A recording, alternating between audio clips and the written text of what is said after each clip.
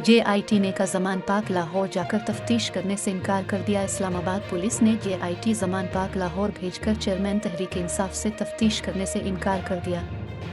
ख्याल रहे कि इस्लामाबाद हाई कोर्ट ने चेयरमैन तहरीक इंसाफ को शामिल तफ्तीश होने का हुक्म दे रखा है। उनके खिलाफ इस्लामाबाद में 7 मुकदमात दर्ज हैं। इनमें शामिल दहशतगर्दी के 4 मुकदमात में JIT के सामने पेश होना लाजिम है।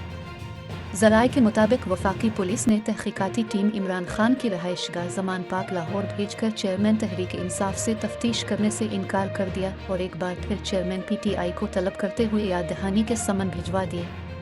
चेयरमैन PTI को अब तक 31 समन भिजवाए जा चुके हैं। इस्लामाबाद पुलिस ने जमान पाक लाहौर जाकर तफ्तीश करने के बजाय नए समन भिजवा दिए हैं कि वो खुद आकर JIT के सामने पेश हों।